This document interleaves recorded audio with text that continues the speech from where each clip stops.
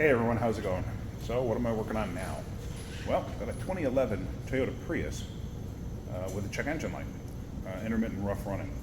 We're going to take a look at this and see what's going on. One thing I wanted to show you, and I made mention of it the other day, was about how I'd like to have a wireless or a Bluetooth scanner. Guess what? So King Bolin reached out to me, launch, and they said, hey, would you like to try one? I said, sure. It's got to be something that's reasonably priced, and this one is. So I've already loaded it. You have to set it up. It actually works off like an Android type system, and it seems to be pretty good for the things that I've tried so far. It's actually way more advanced than I actually thought it would be, and I really haven't used it all that much, just a little bit here and there, just to like learn some of its intricacies and stuff like that. So here's the actual setup itself. You have two ports here for different USB type connectors. I think at least they're called USB. I have no clue. I don't pay attention to stuff like that. But let's turn it on. And here you have your little Bluetooth pod. I'm not quite sure what this is for. There's a bunch of different things this can do. And you have this charging pod here so you could charge your actual scanner. The neat thing is, I don't have it here, but it comes with a bunch of different ends like this, so you can use this in Europe or wherever they have the different style connectors. So I'm going to hook this up while this thing is loading. Oh, I loaded pretty quick. Okay, so let's do that. Let's get this hooked up and let's actually scan this car and see what's going on. Now this scanner is called the CRP919. I believe it's got some other digits after that. I'll have to look and see. I don't recall what this thing costs. I think it's like in the $400 range. And like I've said, this thing seems way more advanced than even the other handheld scanner. So so far I've been happy with it. And the nice thing, like I said, is because it's Bluetooth. So here with this pod hooked up, you could see it says power vehicle and then IO, which I'm not exactly sure what they mean by that. Well, I'll have to look all of that stuff up. I'm not certain. But let's see. So that's hooked up. All I'm going to do is put the pod up there. This car has got 176,586 on it.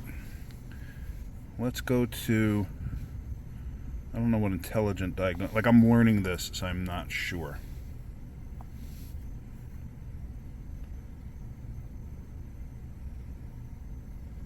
I don't know if that just hooks us into something. This thing does have a learning pod in it. I just have to learn how to use it. So let's just go to local diagnose. Let's just see, Asian maybe?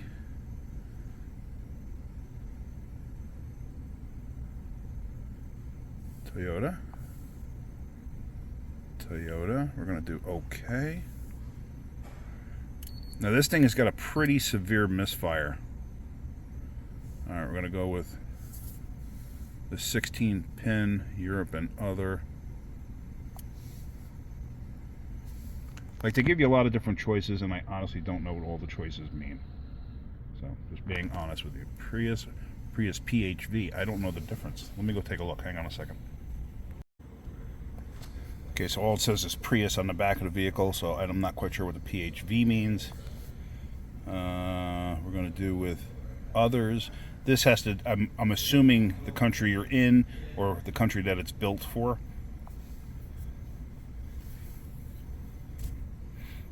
Okay, I have no idea what that means. Interesting. 2011.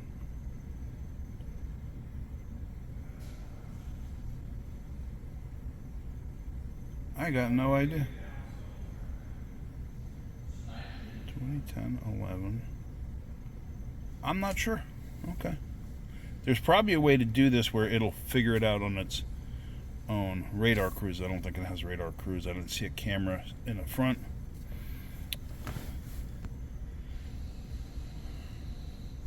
We're just going to go with okay. Let's just see what this comes up with. Like I said, I'm learning the scanner, so there's a lot of things I just don't know. But there you can actually see it's doing things, it's communicating. Let's do Health report.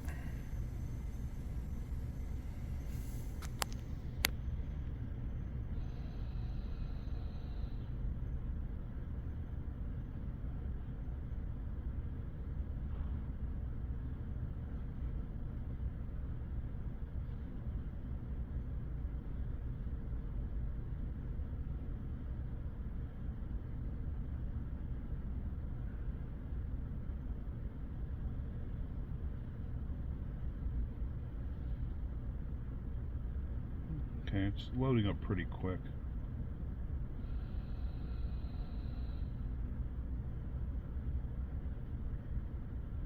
Now, I am not a hybrid expert by any stretch of the imagination.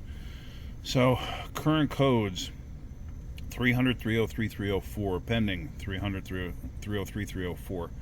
Okay.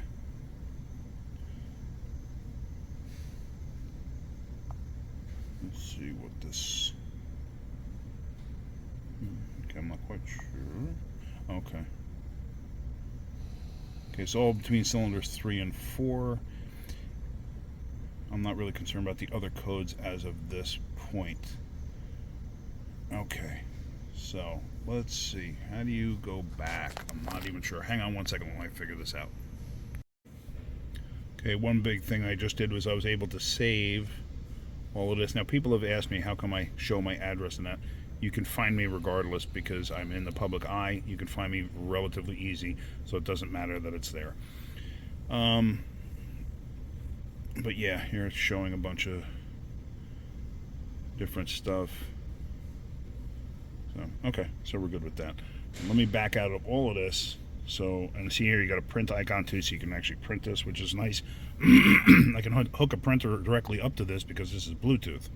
So now the only thing with Bluetooth too is, see, my battery's at 92%, so it doesn't charge off the vehicle. The pod, I believe, charges off the vehicle. This does not.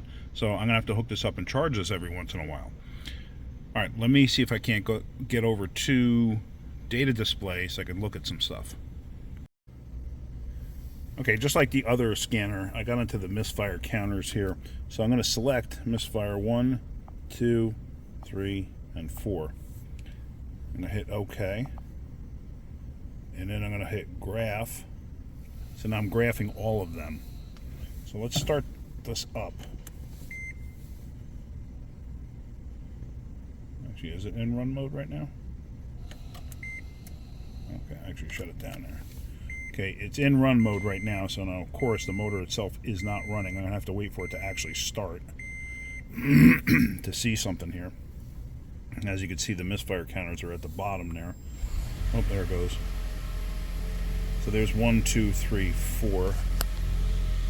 And I tell you, when a misfire happens, it hits hard.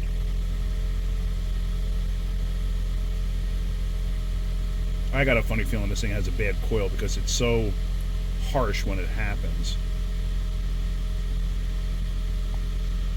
Come on, let's get a misfire there.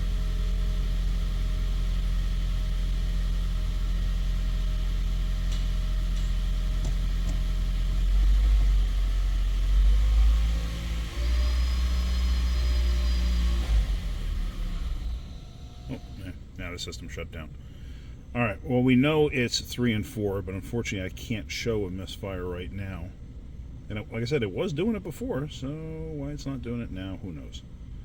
Maybe I gotta turn the AC on. I wonder if that would help. Hang on one second. Let's go to auto.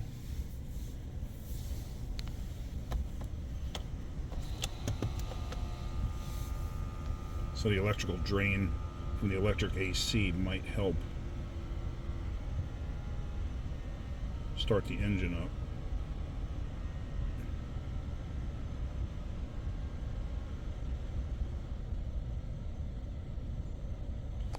Come on, baby.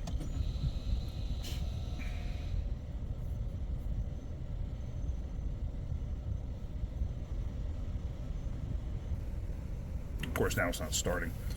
So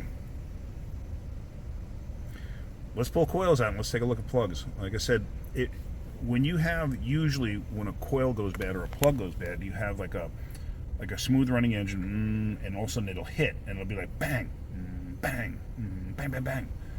Usually that's ignition related.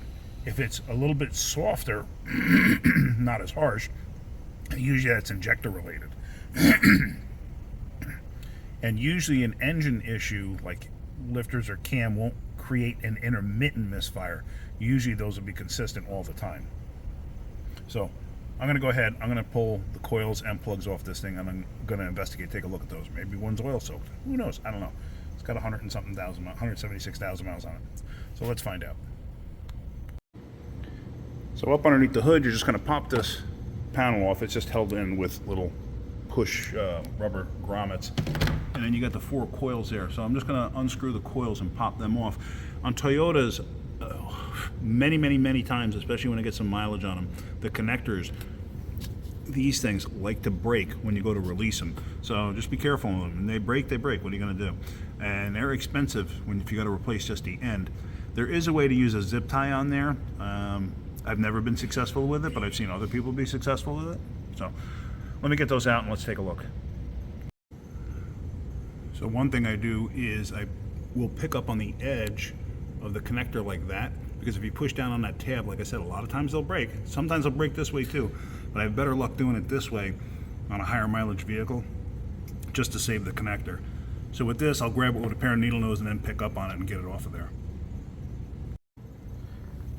Now, one thing I did forget on this is you can't get the coils out because they hit the cowl. You gotta pull the cowl off. So let me get the cowl off. You have 14s there to hold the wiper arms on. You gotta get those off. So let me get those off, and then I think it's just retaining clips if I'm not mistaken, and this whole thing will lift up. But let's see, and then I think there's 10s that hold the base tray down in place. Now, a lot of people struggle with getting these arms off. I see people just like tug on them, they can't get them off.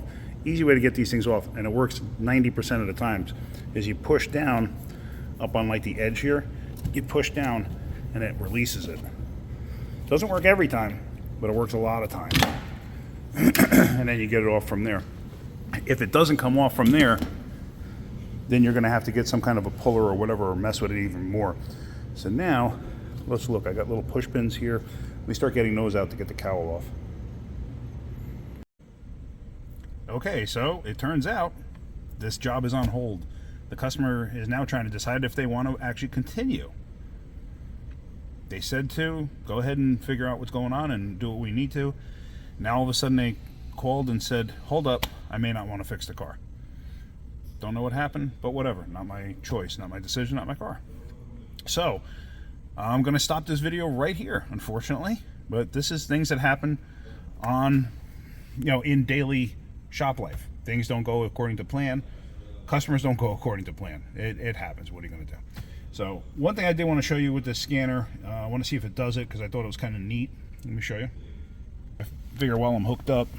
So here is the pod itself. I'm going to disconnect the pod. Okay. So now I'm disconnected. There. Now, the good thing about that is, I'm going to shut it down. The nice thing about that is, what I have found is, if I'm walking away with the scanner, or if I try to shut the scanner off, it'll do that to tell me, hey, don't forget this in the car. So, because I could see that happening very easy. However, on this, the nice thing about this is because it has such a long tether on it, the likelihood of forgetting it is very low. I've seen other type of scanners where it just has a little pod that plugs into the OBD connector. We had them at Chrysler, and I mean literally it's a little pod this big, and it's very easy to forget them, very easy. At least this gives you a warning in that, which is pretty cool. So unfortunately, that's it for this video. It didn't go very far. Sorry about the glare there. Sorry it didn't go very far, but like I said, that's what happens. What are you gonna do? All right, well, hopefully you're getting something out of my videos. If you are, hit that like button. If you could, please subscribe. I'm going to put this back together. Well, I'm going to give the customer a little bit, and I'm going to put it back together and put it back outside. Got another car I got to look at. I'm going to probably make a video on that. Chrysler 300 with a misfire. All right, guys. That's about it. Hope you're having a great day. Keep wrenching.